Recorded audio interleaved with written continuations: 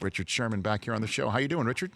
I'm doing fantastic. How have you been? I have been great. So, what's going on with the family? Let's start with that first, with your fam. Oh, well, they're doing good. The wife's doing great. I got a 3-year-old girl, 4-year-old boy. They're in school now, so the wife's enjoying a little bit of a break during the day. Okay. So that's great. They're learning a lot, coming home with new words, new adventures. It's awesome. So, what shows are on the Sherman household? What TV shows are on there? What do you Puppy Pals, Peppa Pig, Backyardians, Dora the Explorer. Any number of those shows could be on the TV at any given time. Richard, I don't want to flex here, but I will. There was a recent episode of Puppy Dog Pals where the puppies were playing a sort of football game. I was the voice of the announcer on that show, Richard. What? Yes. I did not realize that. Oh, yeah. I got to rewatch it now. Yeah. The character named Dan, which I'm sure Dan Patrick likes, but, it's very, yeah. That was a big, That's awesome. That's a big flex in my household, man. That's huge. That's huge. It's big. They could care less about football when it comes to Puppy Dog Pals. It's a big difference.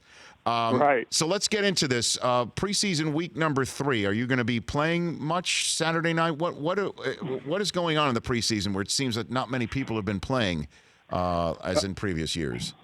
Well, I mean, it's just not that not that important to see your starters play when you understand what you're going to get from them, especially guys who've been playing for a number of years.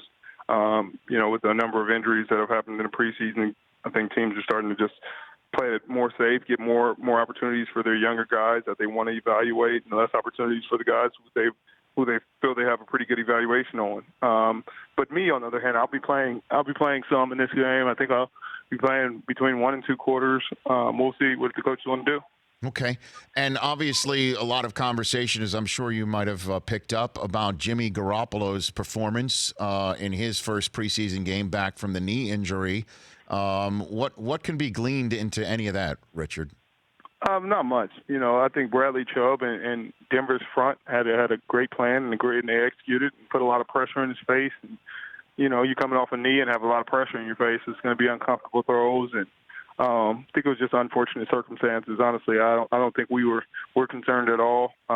He's had great practices. He's executed the offense beautifully throughout the entire camp. So that's just kind of an aberration. Aberration of great D-line play, guys, winning and getting in his face really, quickly. And I think any quarterback will have a difficult time to assess anything. So you've been obviously, Richard, on some championship teams, and I use the plural for a good reason too.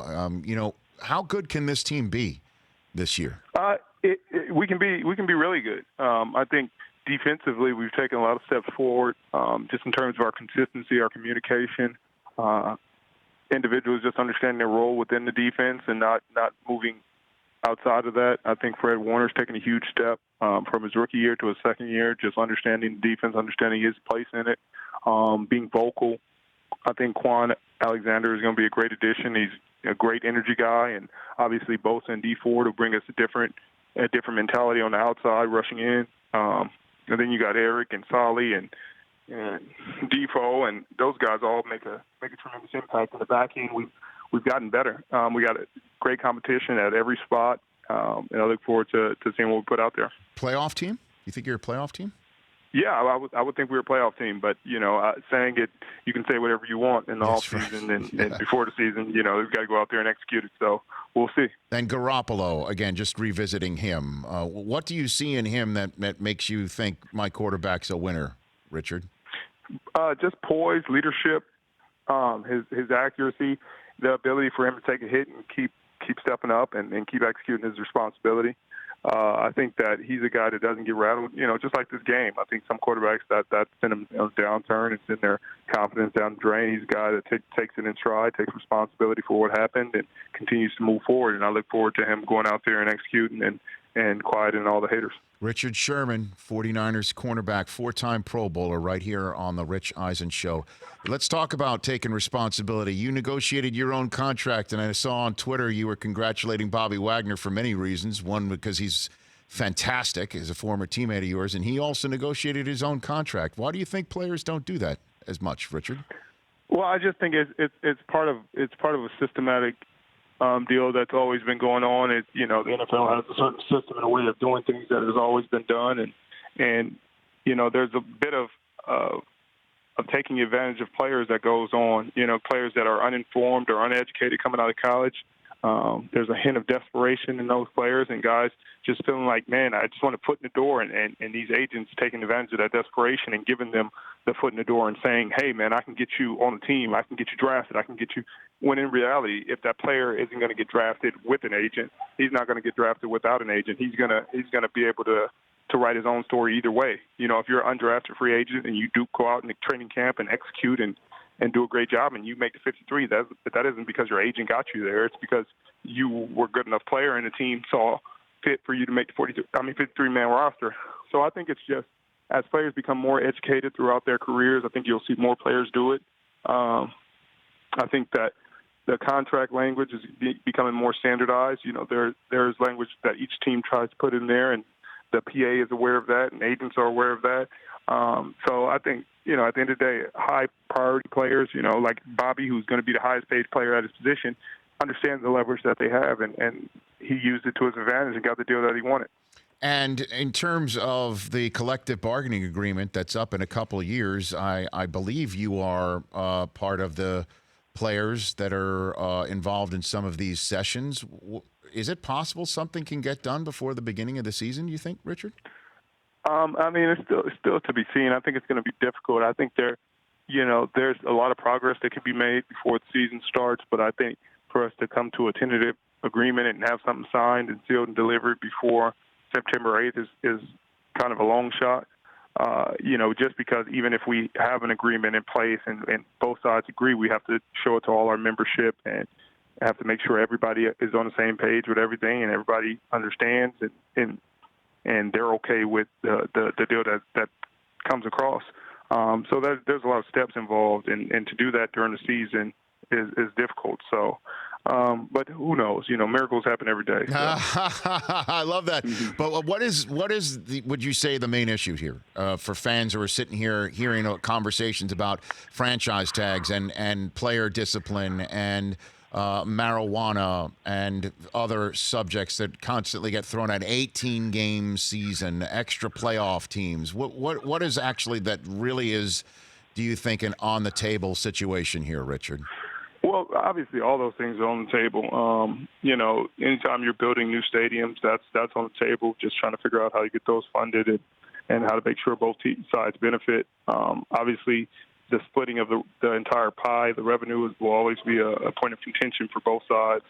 I think that 18-game seasons in terms of player safety is kind of a no-starter for the players' union for that reason, because you can't talk out of both sides of your mouths in that regard and say you care about player safety and that guys really need to be on the forefront of player safety, and then you say you're putting players in two more situations for them to endanger themselves. And so I think that's something that the league and the PA are both conscious of and conscious of that moving forward. But I think that all those topics that you talked about, commissioner discipline, on the field fines, all those have been talked about and debated hotly in those meetings, and will continue to debate. In terms of player safety, there is a subject that's happening in a training camp up the road in Napa, and I know it's difficult to ask you, Richard Sherman, to comment about other teams' players, but it does appear to be a player safety issue with Antonio Brown's helmet, and the Players Association and the NFL have agreed about red flagged helmets, et cetera, and so forth. What do you think about what is going on with Antonio Brown and his helmet, Richard Sherman? Well, honestly, I just try to kind of mind my own business in that regard. I think it's a bit of a bizarre situation. As players, we do get stuck in our ways, and we're creatures of habit. And, he's worn that helmet since he was probably in Pop Warner, a kid. And for them to tell him he can't wear it anymore, it's just one of those things that's a difficult pill for him to swallow.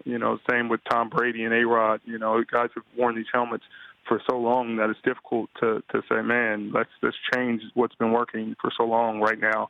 But I think the league and the PA are doing their best to make sure each player is safe and each player is abiding by the rules. So I think it's a situation that is unique. Obviously, it hasn't happened before, and I hope it gets resolved quickly. A few more minutes left with Richard Sherman, 49ers cornerback, here on the Rich Eisen Show. What do you think of pass interference, both offense and defense, being reviewable for at least 1 year? What do you think of that, Richard? Well, I think they just put offensive pass interference in there just so it doesn't seem unfair. But I don't think that's a realistic. Just like the penalty, it's one side can be a 50, 60, 75-yard penalty. The other side can only be a 10-yard penalty and repeat the same down. Mm-hmm. I think that there's obviously a slant in that regard, and I think the same thing will be true for the way they review it. If you see a corner push off and intercept the ball, I think that's going to be defensive pass interference every time. And if you see a receiver push off and catch a fade ball, they'll say, oh, well, he didn't inhibit the corner from making the play. And it's like, well, I don't see if the roles were reversed, then you would see it that way. But that's just the thing about playing defensive football in this league. They want to see points. They want to see the offense be successful, and they have another tool to make sure that happens. Now, Richard, just so you know, Al Riveron, the head of NFL refs, and speaking to the NFL media group, and he said the same thing to everybody that covers the NFL at every network, showing a video of last year's Thursday night football game where the Chargers got a defensive pass interference call to their benefit on the Chiefs, ball set at the 1 yard line, that if that happens this year, they would go under the review process, and because it was in the last 2 minutes, and they would have called it back, not because it wasn't defensive pass interference, but it would have been an offsetting penalty. They would have called offensive pass interference on a push-off at the same time. They would have done that. That's what they swear to me, that OPI is going to be crucial. It's always funny how retroactively they say they would have done something, and then the situation will present itself this year, and they won't do that, because that's not how this game works. This is an offensive game. They want the ball to be at the one. They want it to be a chance for the offense to score points. So, I mean, it's easy to say in hindsight, man, we would have called that both ways, But in the heat of the battle, when the pressure's on, they're going to call it offense side, as they always have. Okay, so you're basically saying that the defense is second. It's just the second thought by the NFL. I mean, we're almost a third thought to special teams at this point. Come on now. You know punters are people too, Richard. You know that. Yeah, I'm just saying. I'm just calling it spade a spade. Oh, man. All right. Well, before I let you go, what does it mean to be entering the season in season 9? I mean, that you've been there, you've done that, you've played in Super Bowls, you're now trying to start something again. What goes through your temples as you're getting set to play this game for yet another season, Richard? Man, joy. I enjoy doing this. It's this really fun game. I enjoy being out there. I enjoy every part of football: the adversity, the trials, tribulations, the intensity, the physicality. And at year 9, I'm still enjoying it as much as I was in year 1. That's why I keep playing. I hope this continues. I hope that I continue to get a chance to play this great game. And but I'm having fun, man, and I hope we're able to do something special this year. And I'm happy to be a part of it. And does it mean something when you go into Seattle? Do you circle the game? Do you do that? I don't circle any games. I've learned that a long time ago. You treat every game the same, but it's always fun to go back there and to play hard and to play under a crowd. Last year we got to win, and hopefully this year we can do it again. Yeah, and you know what? I mean, you're going to end up seeing. You're going to go visit. It seems Earl Thomas and his new digs later on this year. Yeah. We get to see Earl in Baltimore. So that'll be a lot of fun. Yeah, and he confirmed that he was telling the coach that he was number 1 last year as he got carted off. Richard, did you hear that? Right. That's what he told me. Behind closed doors too. It was obvious. I thought everybody would get that. Yeah, the bird is now publicly flying now, is basically what you're saying. Hey, Richard, you take care of yourself. Thanks for the call, okay? Thank you so much, Rich. And I'd love to chat with you during the season, too, so look for my call then, too, okay? I will. I look forward to it. You're the man. That's Richard Sherman. I follow on Twitter. You should as well. rsherman_25 and without the underscore on Instagram right here on The Rich Eisen Show. For more of The Rich Eisen Show, tune to Audience Channel 239 on DirecTV for free on BR Live or download The Rich Eisen Show app.